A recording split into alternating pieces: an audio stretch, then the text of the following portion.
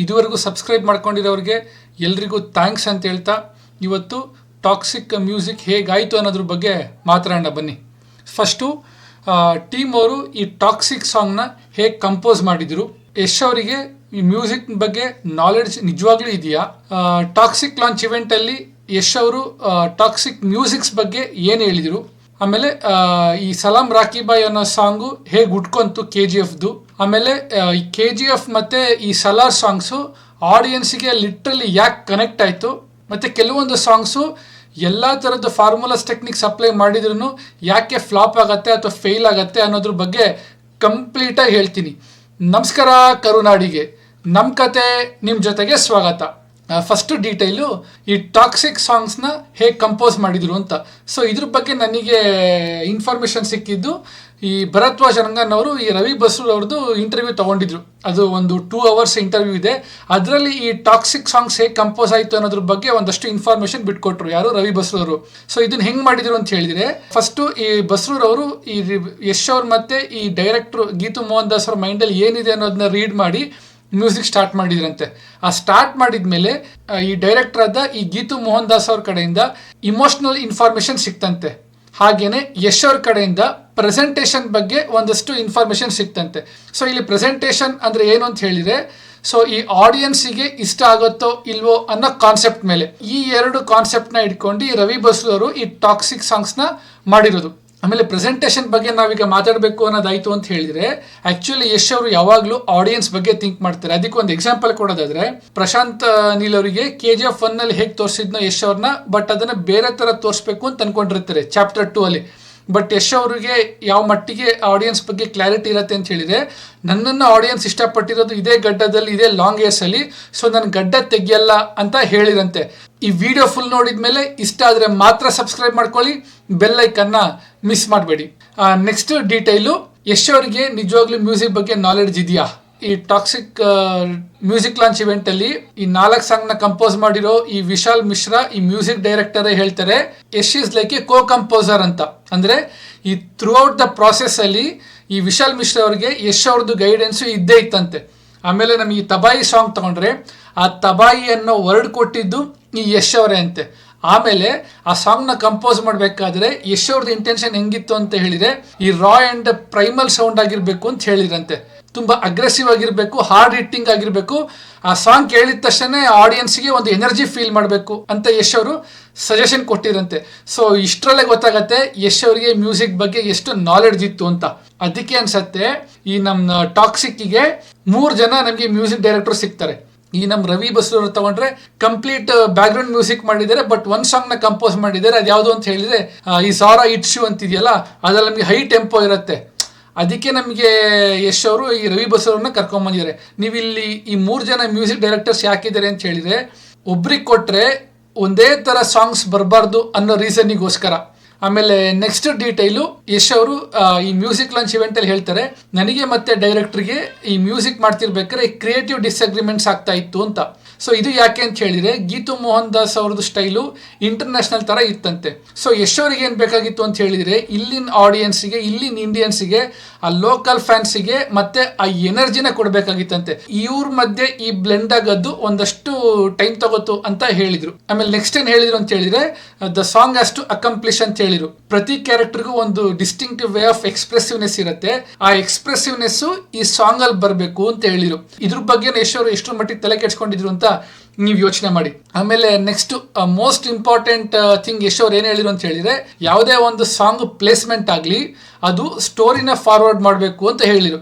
So ಅದಕ್ಕೆ ನಾವು ಒಂದು 2 ಎಕ್ಸಾಂಪಲ್ಸ್ ಈ ಟಾಕ್ಸಿಕ್ ಮೂವಿಲೇ ತಗೊಳ್ಳೋಣ. ಫಸ್ಟು ನಮಗೆ ತಬಾಯಿ ಸಾಂಗ್ ತಗೊಳ್ಳಿ. ಈ ತಬಾಯಿ ಸಾಂಗ್ ಅಲ್ಲಿ ಫಸ್ಟು ಈ ರಾಯ ಕ್ಯಾರೆಕ್ಟರು ನಾಡಿಯನ್ನ ನೋಡಿದಾಗ ಸಡನ್ ಆಗಿ ಏನೋ ಈ ಕ್ಯಾರೆಕ್ಟರ್ ಬಂದಿದ್ದಾಳೆ, ಅದಕ್ಕೋಸ್ಕರ ನಾವು ಈ ರಾಯ ಕ್ಯಾರೆಕ್ಟರ್ ನೋಡಿದ್ದೇನೆ ಅನ್ನೋ ಫೀಲಿಂಗ್ ಅಲ್ಲಿ ಸ್ಟಾರ್ಟ್ ಆಗಿ, ಆಮೇಲೆ ಅವರಿಬ್ರು ಮಧ್ಯೆ ಲವ್ ಸ್ಟಾರ್ಟ್ ಆಗಿ ಕ್ಲೋಸ್ನೆಸ್ ಡೆವಲಪ್ ಆಗುತ್ತೆ. ಅಗೇನ್ ನಾವು ಈಗ ಮನಮೋಹಕ ಸಾಂಗ್ ತಗೊಳ್ಳಿ. ಸ್ಟಾರ್ಟಿಂಗ್ ಅಲ್ಲಿ ಈ ರೆಬೆಕಾ ಕ್ಯಾರೆಕ್ಟರ್ ಒಂಥರ ಅಳ್ತಾ ಇರ್ತಾಳೆ, ಇಮೋಷನಲ್ ಆಗಿರ್ತಾಳೆ. ಅವಾಗ ರಾಯ ಬಂದು ಅವಳನ್ನ ಒಂಥರ ಕನ್ಸೋಲ್ ಮಾಡ್ತಾ ಇರ್ತಾನೆ.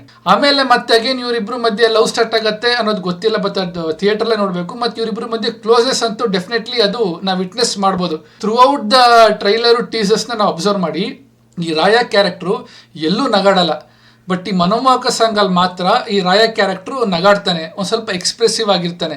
ಅಂದರೆ ಇಲ್ಲಿ ಈ ಸಾಂಗ್ಸು ಎಷ್ಟರ ಮಟ್ಟಿಗೆ ಈ ಸ್ಟೋರಿ ಫಾರ್ವರ್ಡ್ ಮಾಡುತ್ತೆ ಅನ್ನೋದಕ್ಕೆ ಇದೊಂದು ಎಕ್ಸಾಂಪಲ್. ಸೊ ನೆಕ್ಸ್ಟ್ ಏನು ಹೇಳಿದ್ರು ಅಂತ ಹೇಳಿದರೆ, ಈ ಟಾಕ್ಸಿಕ್ಕಲ್ಲಿ ವರ್ಕ್ ಮಾಡಿರೋದು ರವಿ ಬಸ್ರೂರು.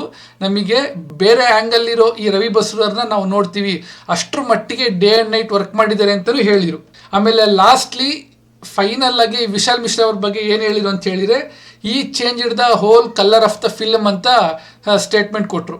ನೆಕ್ಸ್ಟ್ ಡೀಟೈಲು, ಈ KGF ಸಲಾರು ಯಾಕೆ ಆಡಿಯನ್ಸಿಗೆ ಕನೆಕ್ಟ್ ಆಯಿತು ಅನ್ನೋದ್ರ ಬಗ್ಗೆ ಮಾತಾಡೋಣ. ಈ KGF ಅಲ್ಲಿ ಸಾಂಗ್ಸ್ಗಳು ಹೆಂಗಾಯಿತು ಅಂತ ಹೇಳಿದರೆ, ಫಾರ್ ಎಕ್ಸಾಂಪಲ್ ನಮಗೆ ಚಾಪ್ಟರ್ 1 ಧೀರ ಧೀರ ಸಾಂಗ್ ಇತ್ತಲ್ಲ, ಫಸ್ಟು ವಿಜುವಲ್ಸ್ ಬಂದಾದ್ಮೇಲೆ ಆಮೇಲೆ ಅದಕ್ಕೆ ಸಾಂಗ್ನ ಕಂಪೋಸ್ ಮಾಡಿದ್ರಂತೆ. ಸೊ ಈ ಥರ ಬಂದಾಗ್ಲೂ ನಮಗೆ ಆಡಿಯನ್ಸಿಗೆ ಲಿಟ್ರಲಿ ಕನೆಕ್ಟ್ ಆಗತ್ತೆ, ಮೊದಲನೇದು. ಎರಡನೇದು, ಕಂಪೋಸ್ ಮಾಡಬೇಕಾದ್ರೆ ಆ ಸಾಂಗಲ್ಲಿ ಇಮೋಷನ್ ಇದೆಯೋ ಇಲ್ವೋ ಅಂತ ಡೈರೆಕ್ಟರ್ ಆಗಲಿ ಮ್ಯೂಸಿಕ್ ಡೈರೆಕ್ಟರ್ ಆಗಲಿ ಚೆಕ್ ಮಾಡ್ತಾರೆ. ಈ ಇಮೋಷನ್ ಏನು ಅಂತ ಹೇಳಿದರೆ, ಇದನ್ನು ನಾನು ಒನ್ ವರ್ಡಲ್ಲಿ ಡಿಫೈನ್ ಮಾಡೋಕ್ಕಾಗಲ್ಲ, ಆಮೇಲೆ ಒಂದು ಸೆಂಟೆನ್ಸಲ್ಲೂ ಡಿಫೈನ್ ಮಾಡೋಕ್ಕಾಗಲ್ಲ. ಯಾಕೆ ಅಂತ ಹೇಳಿದರೆ, ಆ ಇಮೋಷನ್ ಅನ್ನೋದು ಆ ಕ್ರಾಫ್ಟ್ ಗೊತ್ತಾಗಬೇಕು. ಆ ರೈಟರಿಗಾಗಲಿ ಮ್ಯೂಸಿಕ್ ಡೈರೆಕ್ಟರ್ ಆಗಲಿ ಆ ಕ್ರಾಫ್ಟ್ ಗೊತ್ತಾದ್ರೇ ಆ ಆರ್ಟ್ನ ಆ ಸಾಂಗಿಗೆ ಹಾಕ್ದಾಗ ಅಲ್ಲೊಂದು ನಮಗೆ ಇಮೋಷನ್ ಅನ್ನೋದು ಕಾಣುತ್ತೆ. ಆ ಇಮೋಷನ್ ಬಿದ್ದಾಗಲೇ ಆ ಸಾಂಗು ಆಡಿಯನ್ಸಿಗೆ ಪಟ್ಟನ್ನ ಕನೆಕ್ಟ್ ಆಗುತ್ತೆ. ಆಮೇಲೆ ನೆಕ್ಸ್ಟು ರವಿ ಬಸ್ರೂರ್ ಅವರು ಈ KGF ಮತ್ತು ಸಲಾರಿಗೆ ಮಾಡಬೇಕಾದ್ರೆ 3 ಬೇರೆ ಬೇರೆ ಟೆಂಪೋಗಳು ಇಟ್ಕೊಂಡು ಈ ಸಾಂಗ್ಸ್ನ ಮಾಡಿರೋದು. ಅದಕ್ಕೆ ನಾವು ಒಂದಷ್ಟು ಎಕ್ಸಾಂಪಲ್ ತಗೊಳ್ಳೋದಾಯಿತು ಅಂತ ಹೇಳಿದರೆ, ಈಗ ನಮಗೆ ಸಲಾರಲ್ಲಿ ಈ ಆಕಾಶ ಗಡಿಯ ದಾಟಿ ಅನ್ನೋದು ಈ ಫ್ರೆಂಡ್ಶಿಪ್ ಬಗ್ಗೆ ಒಂದು ಇಮೋಷ್ನಲ್ ಸಾಂಗ್ ಇದೆ. ಅದರಲ್ಲಿ ನಮಗೆ ಲೋ ಟೆಂಪೋ ಇದೆ, ಅದು ಆಡಿಯನ್ಸ್ಗೆ ಆ್ಯಕ್ಚುಲಿ ಇಷ್ಟ ಆಯಿತು. ಆಮೇಲೆ ಇನ್ನೊಂದು ಬಂತು ಅಂತ ಹೇಳಿದರೆ, ಚಾಪ್ಟರ್ 2 KGF ಈ ಮೆಹಬೂಬಾ ಸಾಂಗ್ ಬರುತ್ತೆ, ಅದರಲ್ಲಿ ಒಂದು ಮೀಡಿಯಂ ಟೆಂಪೋ ಇದೆ, ಅದು ಆ್ಯಕ್ಚುಲಿ ಆಡಿಯನ್ಸಿಗೆ ಕನೆಕ್ಟ್ ಆಯಿತು. ಆಮೇಲೆ ಲಾಸ್ಟಿಗೆ ಬಂದರೆ ನಮಗೆ ಧೀರ ಧೀರ ಸಾಂಗ್ ಆಗಲಿ, ಆಮೇಲೆ ನಮಗೆ ಚಾಪ್ಟರ್ 2 ತೂಫಾನ್ ಸಾಂಗ್ ಆಗಲಿ ಹೈ ಟೆಂಪೋ ಇತ್ತು, ಅದು ಆ್ಯಕ್ಚುಲಿ ಆಡಿಯನ್ಸಿಗೆ ಕನೆಕ್ಟ್ ಆಯಿತು. ಇನ್ಕ್ಲೂಡಿಂಗ್ ನಮಗೆ ಸಲಾಂ ರಾಕಿ ಬಾಯ್. ಆ ಟೈಮಲ್ಲಿ ಆಡಿಯನ್ಸಿಗೆ ಏನು ಬೇಕು ಅನ್ನೋದನ್ನ ಅರ್ಥ ಮಾಡ್ಕೊಂಡು ನಾವು ಕೊಟ್ಟರೆ ಆ್ಯಕ್ಚುಲಿ ಅದು ಆಡಿಯನ್ಸಿಗೆ ನಮಗೆ ಇಷ್ಟ ಆಗುತ್ತೆ. ಅದು ಲೋ ಟೆಂಪೋ ಆಗಿರಲಿ, ಮೀಡಿಯಂ ಟೆಂಪೋ ಆಗಿರಲಿ, ಹೈ ಟೆಂಪೋ ಆಗಿರಲಿ. ಸೊ ನೆಕ್ಸ್ಟ್ ಡೀಟೈಲು, ಈ ಸಲಾಂ ರಾಕಿ ಬಾಯ್ ಸಾಂಗ್ ಅನ್ನೋದು KGF ಹೆಂಗೆ ಹುಡ್ತು ಅಂತ. ರವಿ ಬಸ್ರೂರು ವರ್ಕ್ ಮಾಡಿ ಒಂಥರ ಸ್ಯಾಚುರೇಷನ್ ಲೆವೆಲಿಗೆ ಹೋಗ್ಬಿಟ್ಟಿರಂತೆ. ಯಶ್ ಅವರು 11 ಗಂಟೆ ಅಷ್ಟೊತ್ತಿಗೆ ಬಂದು ಕೂತ್ಕೊಂಡ್ರಂತೆ. ರವಿ ಬಸ್ರೂರ್ದು ವೀಕ್ನೆಸ್ ಏನು ಅಂತ ಹೇಳಿದರೆ, ಅವರಿಗೆ ಲಿರಿಕ್ ಇಲ್ದಲ್ಲೇ ಅವರಿಗೆ ಸಾಂಗ್ ಕಂಪೋಸ್ ಮಾಡೋಕ್ಕಾಗಲ್ವಂತೆ. ಅವಾಗ ಯಶ್ ಯಾವ ಥರ ಮಾಡಬೇಕು ಅಂತ ಫುಲ್ಲು ತಲೆ ಕೆಡ್ಸ್ಕೊಂಡಾಗ ಯಶ್ ಅವ್ರು ಹೇಳಿರಂತೆ, ಇಡೀ ಬಾಂಬೆನೇ ಸಲಾಂ ಹೊಡಿತಿರ್ತಾರೆ, ಸಲಾಂ ರಾಕಿ ಬಾಯ್ ಅಂತ ಹೊಡೀರಿ ಅಂತ ಹೇಳಿದ ತಕ್ಷಣ ಆ ಲೈನ್ ಹಿಡ್ಕೊಂಡ್ಬಿಟ್ಟು ರವಿ ಬಸ್ರೂರು ಮ್ಯೂಸಿಕ್ ಕಂಪೋಸ್ ಮಾಡೋಕ್ಕೆ ಸ್ಟಾರ್ಟ್ ಮಾಡಿರಂತೆ. ಆಮೇಲೆ ಫಸ್ಟು ಅವರು ಸಲಾಂ ರಾಕಿ ಬಾಯ್ ಅನ್ನೋದು ಕಂಪೋಸ್ ಮಾಡಿದ್ದು ಕನ್ನಡ ವರ್ಷನಲ್ಲ, ಅದು ಫಸ್ಟ್ ಅವ್ರಿಗೆ ಬಂದಿದ್ದು ತೆಲುಗು ವರ್ಷನ್ ಅಂತೆ. ಅದಾದಮೇಲೆ ಲಾಸ್ಟಿಗೆ ಆಮೇಲೆ ಕನ್ನಡ ವರ್ಷನಿಗೆ ಬಂತಂತೆ. ಇದನ್ನು ಎಷ್ಟು ಸ್ಪ್ಯಾನಲ್ಲಿ ಮಾಡಿದರು ಅಂತ ಹೇಳಿದರೆ, ಜಸ್ಟ್ 3 ಅವರ್ಸಲ್ಲಿ 11 ಗಂಟೆಗೆ ಕೂತ್ಕೊಂಡಿದ್ದಾರೆ, 2 ಗಂಟೆ ಅಷ್ಟೊತ್ತಿಗೆ ಊಟಕ್ಕೆ ಆಗೋಷ್ಟೊತ್ತಿಗೆ ಈ ಸಾಂಗ್ನ ಕಂಪೋಸ್ ಮಾಡಿ ಮುಗಿಸ್ಬಿಟ್ಟಿರಂತೆ. ಸೊ ಇದ್ರದ್ದು ಔಟ್ಕಮ್ ಏನು ಅಂತ ನಾವು ಅರ್ಥ ಮಾಡ್ಕೊಬೇಕು ಅಂತ ಹೇಳಿದರೆ, ಇನ್ಸ್ಟಿಂಕ್ಟಾಗಿ ವರ್ಕ್ ಆಗಿಬಿಡತ್ತೆ. ಅಂದರೆ ಆನ್ ದ ಸ್ಪಾಟಲ್ಲಿ ಏನೋ ಒಂದು ಲಿರಿಕ್ ಬರುತ್ತೆ, ಆನ್ ದ ಸ್ಪಾಟಲ್ಲಿ ಮ್ಯೂಸಿಕ್ ಕಂಪೋಸ್ ಹೋಗುತ್ತೆ, ಅದು ಪಟ್ಟನಂಗೆ ನಮಗೂ ಇಷ್ಟ ಆಗಿಬಿಡುತ್ತೆ. ಆ ಥರ ಇಷ್ಟ ಆಗಿದ್ದು ಅದು ನಮಗೆ ಒಂದೊಂದ್ಸಲ ಆಡಿಯನ್ಸಿಗೂ ಅದೇ ಥರನೇ ಕನೆಕ್ಟ್ ಆಗಿಬಿಡುತ್ತೆ. ಇದು ಸಲಾಂ ರಾಕಿ ಬಾಯ್ದು ಬ್ಯಾಕ್ ಡ್ರಾಪ್. ಮತ್ತು ಲಾಸ್ಟ್ ಡೀಟೈಲು, ಎಲ್ಲ ಥರದ್ದು ಟೆಕ್ನಿಕ್ಸು ಫಾರ್ಮುಲಾಸ್ ಹಾಕಿದ್ರು ಯಾಕೆ ಫ್ಲಾಪ್ ಆಗುತ್ತೆ ಅಂತ ಹೇಳಿದರೆ, ಒಂದಷ್ಟು ಎಕ್ಸಾಂಪಲ್ ತೊಗೊತೀನಿ. ಈ ನಮಗೆ ಈ ಕಿರಿಕ್ ಪಾರ್ಟಿದು ಬೆಳಗ್ಗೆದ್ದು ಯಾರ ಮುಖವ ಅಂತಿದೆಯಲ್ಲ, ಅದ್ರ ಮೇಲೆ ಲಿರಿಕಲ್ ವೀಡಿಯೋ ಚೆಕ್ ಮಾಡಿ, ಜಸ್ಟ್ ನಿಮಗೆ 2.9 to 3 ಮಿಲಿಯನ್ಸ್ ಇದೆ. ಅದೇ ನಿಮಗೆ ವೀಡಿಯೋ ಸಾಂಗ್ನ ಚೆಕ್ ಮಾಡಿ, ನಿಮಗೆ 100 ಮಿಲಿಯನ್ ಪ್ಲಸ್ ನಮಗೆ ಕ್ರಾಸ್ ಆಗಿದೆ. ಅದು ಯಾಕಂಗಾಗತ್ತೆ ಅಂತ ಹೇಳಿದರೆ, ಕೆಲವೊಂದು ಸಾಂಗ್ಸು ವಿಜುವಲ್ಸ್ ಬಂದ್ರೆ ಆ ಸಾಂಗ್ಸು ನಮಗೆ ಕನೆಕ್ಟ್ ಆಗುತ್ತೆ. ಯಾವಾಗ ನಮಗೆ ವಿಜುವಲ್ಸ್ ಕನೆಕ್ಟ್ ಆಗಲ್ಲ ಅಂತ ಅಂದ್ಕೊಳ್ಳಿ, ಆವಾಗ ಆ ಸಾಂಗು ಹಾಗೆ ಅದು ಫ್ಲಾಪ್ ಆಗಿ ಹೋಗ್ಬಿಡುತ್ತೆ. ಈ ಸೀನಿಯರಿಟಿ ಜೂನಿಯರಿಟಿ ಅನ್ನೋದ್ರ ಮೇಲೆ ನಾವು ಮ್ಯೂಸಿಕ್ ಡೈರೆಕ್ಟರ್ ಕಡೆಯಿಂದ ಈ ಡೈರೆಕ್ಟರ್ಸು ಔಟ್ಪುಟ್ ತರ್ಸ್ಕೊಳಕ್ಕಾಗಲ್ಲ. ಇದನ್ನು ನಾನು 2019 ಡೈರೆಕ್ಟಾಗಿ ವಿಟ್ನೆಸ್ ಮಾಡಿದ್ದೀನಿ ಒಂದು ಎಡಿಟಿಂಗ್ ಸ್ಟುಡಿಯೋದಲ್ಲಿ. ಹೊಸ ಡೈರೆಕ್ಟರು ಒಬ್ಬ ಎಕ್ಸ್ಪೀರಿಯನ್ಸ್ಡ್ ಮ್ಯೂಸಿಕ್ ಡೈರೆಕ್ಟರ್ ಹತ್ರ ಇವ್ರ ಕೈಲಿ ಏನೂ ಹೇಳೋಕ್ಕಾಗಲೇ ಇಲ್ಲ. ಅವ್ರು ಏನು ಕೊಡ್ತೀವೋ ಇದನ್ನೇ ಫೈನಲ್ ಅಂತ ತಗೋ ಅಂತ ಹೇಳಿದ್ರು ಅಂತ ನನ್ನ ಕೈಲಿ ಶೇರ್ ಮಾಡಿದ್ದು. ಹಿಂಗಾಗೂ ಒಂದಷ್ಟು ಸಾಂಗ್ಗಳು ನಮಗೆ ಫ್ಲಾಪ್ ಆಗ್ತವೆ. ಆಮೇಲೆ ಇನ್ನೊಂದು ಎಕ್ಸ್ಪೀರಿಯನ್ಸ್ ನಾನು ಹೇಳ್ತೀನಿ. ಇದು ಒಂದು ಆಲ್ಮೋಸ್ಟ್ ಒಂದು 8 to 10 ಇಯರ್ಸ್ ಬ್ಯಾಕ್ ಅಂತ ಅನ್ಸುತ್ತೆ. ಒಂದು ಮ್ಯೂಸಿಕ್ ಡೈರೆಕ್ಟರ್ ಸ್ಟುಡಿಯೋಗೆ ಹೋಗಿದ್ವಿ. ಅವರು ನಮಗೆ ಸಾಂಗ್ ಕೇಳಿಸಿದ್ರು. ನನಗೆ ಆ್ಯಕ್ಚುಲಿ ಇಷ್ಟ ಆಗಲಿಲ್ಲ. ನನ್ನ ಜೊತೆ ಇನ್ನೊಬ್ರು ಇದ್ರು, ಅವ್ರಿಗೂ ಅದು ಇಷ್ಟ ಆಗಲಿಲ್ಲ. ಬಟ್ ಇವರು ಆ ಮೂವಿ ಟೀಮ್ ಪ್ರೊಡ್ಯೂಸರ್ಗೆ ಕನ್ವಿನ್ಸ್ ಮಾಡಿದ್ರಂತೆ. ಹೆಂಗೆ ಕನ್ವಿನ್ಸ್ ಮಾಡಿದ್ರು ಅಂತ ಹೇಳಿದರೆ, ಆ ಸಾಂಗ್ನ ಒಂದು 4-5 ಸಲ ಹಾಕೊಟ್ಬಿಟ್ರೆ ಎಂಥವ್ರಿಗಾದರೂ ಸಾಂಗು ಆ್ಯಕ್ಚುಲಿ ಅದು ಇಷ್ಟ ಆಗ್ತಾ ಹೋಗತ್ತಂತೆ. ಈ ಥರ ಸಾಂಗ್ಸು ಫ್ಲಾಪ್ ಆಗ್ಬೋದು, ಆಗ್ದಲೇನೂ ಇರ್ಬೋದು. ಸೊ ಫೈನಲ್ಲಾಗಿ ನಿಮಗೇನು ಅನಿಸುತ್ತೆ? ನಮಗೆ ಸಾಂಗ್ ಕೇಳಿದಾಗ ಒಂದೇ ಸಲಕ್ಕೆ ಇಷ್ಟ ಆಗೋದು ವರ್ಕೌಟ್ ಆಗತ್ತಾ ಅಥವಾ ನಾವು ಪದೇ ಪದೇ ಕೇಳಿ ಸಾಂಗ್ಗಳು ಇಷ್ಟ ಆಗತ್ತಾ ಅನ್ನೋದ್ರ ಬಗ್ಗೆ ನೀವು ಕಮೆಂಟ್ ಮಾಡಿ. ಈ ವಿಡಿಯೋ ನಿಮ್ಗೆ ಇಷ್ಟ ಆಗಿದ್ರೆ ದಯವಿಟ್ಟು ಲೈಕ್ ಮಾಡಿ, ಶೇರ್ ಮಾಡಿ, ಸಬ್ಸ್ಕ್ರೈಬ್ ಮಾಡ್ಕೊಳ್ಳೋದನ್ನ ಮಾತ್ರ ಮರಿಬೇಡಿ ಅಂತ ಹೇಳ್ತಾ ಸ್ಟೇ ಟ್ಯೂನ್ಡ್ ವಿತ್ ನಿಮ್ಮನೆ ಪಕ್ಕದ ಮನೆ ಹುಡುಗ.